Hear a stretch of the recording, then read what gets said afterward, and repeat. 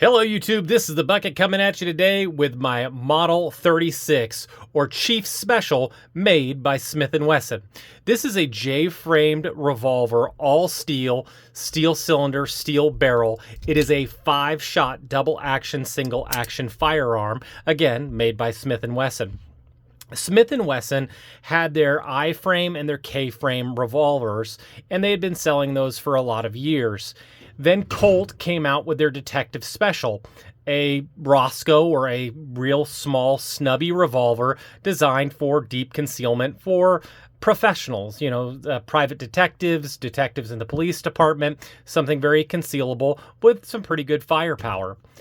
Smith & Wesson was competing with it really with their K-frame revolver that you could get in a snubby or a 2-inch configuration, and they were really losing a lot of their profit share because it was a bigger revolver than the Detective Special. After World War II, Smith & Wesson decided that they really wanted to compete with the Detective Special and came out with a whole new frame design, one closer to the I-frame size, but with the ability and strength to handle the new .38 Special revolver cartridge. And this is what they came up with. And it's clear when they were designing it, they said, well, our K-frame was not competing because it was bigger than the Detective Special, so let's make our J-frame a little bit smaller than the Detective Special. So let's go over the specs first. So first, these come in at 7 inches in length. The barrel length is 1.875 inches. The overall width came in at 1.32 inches. The overall height was 4.5 inches. And the weight of this gun unloaded was 20.4 ounces. And they really kind of cut the size a little bit on the Detective Special and almost everything. So the barrel was actually a little bit smaller. The length was actually a little bit longer. The weight was about ½ an inch shorter, and the width was 1/10 of an inch smaller. Now, I wanted to come out and take out my caliper and show you what 1/10 of an inch looks like. So that's 1/10 of an inch difference. Now, that's what you're going to save for concealability between the Model 36 or the Chief Special and the Detective Special. Not a whole lot of size difference there. And the big problem that you get is with that 1/10 of an inch you save, you lose 1 round of capacity because this is only 5 rounds. So people had to make a determination on whether or not that was worth it. The big thing is Smith & Wesson's were a lot cheaper.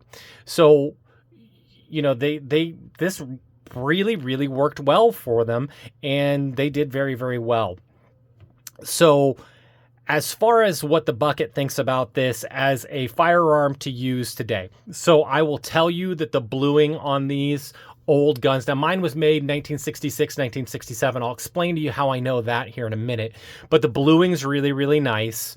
The fit and finish is very, very nice. So this gun was made in 1967, and the cylinder spins. The timing's really good. The lockup's great. These guns were made really, really well. Smith & Wesson knew what they were doing. As far as their trigger pull, it's heavy. It's a double action. It's designed to be safe that way. But it's very smooth. There's a little bit of take up, and then there's just a little bit of stacking, and then it's ready to go. The single action is just buttery smooth, what you would expect from a quality Smith & Wesson revolver. As far as accuracy, when you go online, you'll hear that you can't hit the broadside of a barn with it. At 7 to 10 yards, that was the accuracy from my first shots until I got a little bit better with it. That's a pretty good group, in my opinion, for like the first 25 rounds with a .38 Special snub nose revolver. I was okay with that, not going to lie to you. After I've gotten through about a box or so, this is the accuracy that I got with nice slow shooting, single action. Sorry, this is double action. I want to double check. Nope, this is single action. And, I got a bullseye right there. A bunch of them are in that red, probably 4-inch group. So, you can get some good accuracy with these for sure. Other shooting impression issues that I found with this particular gun. So the cylinder release right here is pretty large. And this is one of the reasons that I know that my gun was made in 1966 or 67, because in 1966, they replaced it to these larger cylinder releases. And you can tell there's just a ton of texturing on it. So for me, primarily an auto-loading pistol guy, I like to get high up on the gun as much as I can, and my thumb likes to ride down on the top of the grip. Well, when I do that, you can see there's not much space, and when that recoil would hit, it would just mar up. It would just chew up my thumb. The 2 times that I shot this before doing this video with these grips on it, both times I was just bleeding. Now, it's not the gun's fault. It's me not knowing what I'm doing. But if you're thinking about getting one of these snub-nose revolvers, you do need to get lower on that grip and really hold that thumb over. And if you do it right, if you hold the grip the way that they were designing it to do, you're going to be fine. But if you're an auto-loading pistol guy and you want to have a snub-nose revolver, you might do what I did, which is buy a new set of more target style grips. I bought Altamont grips, and we'll talk about that here in just a little bit. I think it would also change if you got a square butt. Now, this is a detective special, but you can see the difference between a square butt and a round butt. Now, the round butts are probably more prolific just simply because these were designed to be even ankle holster guns, and every little bit that you can shave down, the better. The problem with that is going to be that the grip is not as ideal for more range plinking and doing that, or learning how to shoot a revolver, maybe not the most ideal for that. So I will tell you with my detective special, you can just tell where they put the cylinder release. You're just never going to have that problem no matter how you grip it, where with these larger style ones, you just have to be more conscious of where you have your thumb and how you're gripping that pistol. So again, if you're going to have one of these, that's just something to think about. You could also just try to purchase one prior to 1969 because they had a smoother ones. If you've checked out my Centennial video on my Smith & Wesson Centennial, it had a small cylinder release, which made it very nice and very pleasant to shoot, but would affect the quickness of changing and reloading of the pistol. So I understand why they made the change, and I don't think they made a bad one, but that's where that comes from on that.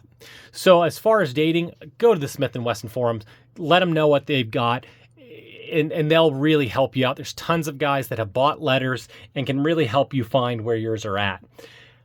Some of the things that you can do, so in 1957, they moved to the model number system.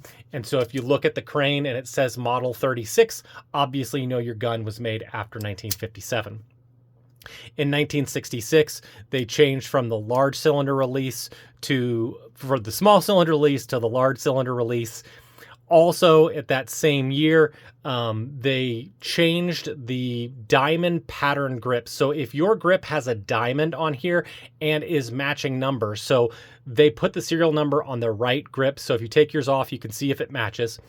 The problem with using solely that to date it is if your gun's like mine and right on that cusp, they didn't throw away these diamond grips. So even though they changed to not purchase any more diamond grips, they used up what they had.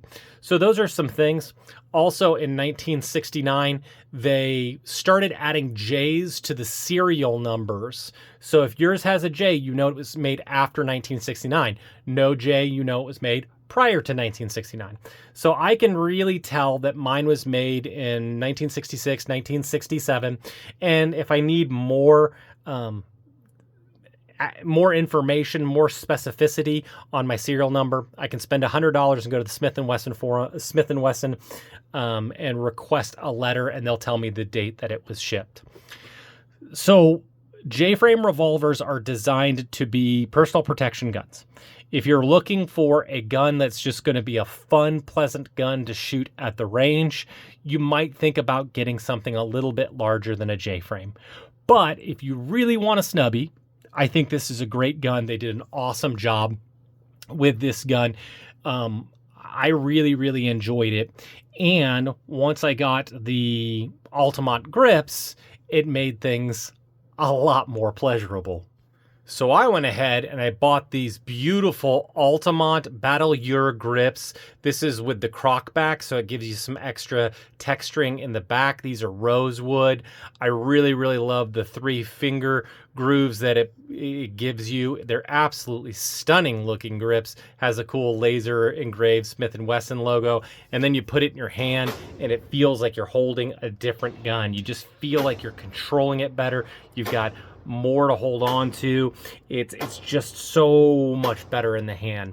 Also, if you look at where this ledge just naturally puts your thumb, it's going to keep you away from that cylinder release. Now, these were $81, so they're not inexpensive. Now, they do come with boot grips as well, which will not have this extra 1/2 inch. So this does increase your carry profile. So one of the really great parts about a J-frame Model 36 is it's super, super concealable, and these grips are going to affect that. There's also about 1/4 inch added in the length as well. Now, when I took it to the range, I will tell you this, it made me enjoy the gun more. When I shot with the regular grips, I didn't enjoy shooting it. I flinched every single time. I felt every last bit of that recoil. And when I shot it just today with these grips, it was a pleasure to shoot. I actually enjoyed shooting this gun. Now, I'm still not a revolver guy, and you'll see that in the accuracy. So let's go back to, again, this is where my accuracy was with the gun before. That's single action. And when you compare it with the single action today, you will see it's a better group. That's 1, 2, 3, 4, 5, and it's a tighter group. It's also closer to the bullseye. So it definitely made it better. And you add in that when I was shooting double action, I even shot really well with that. Got all within a 4-inch group, pretty close to that bullseye. It made it so I wasn't flinching as much. I had more confidence in holding the revolver.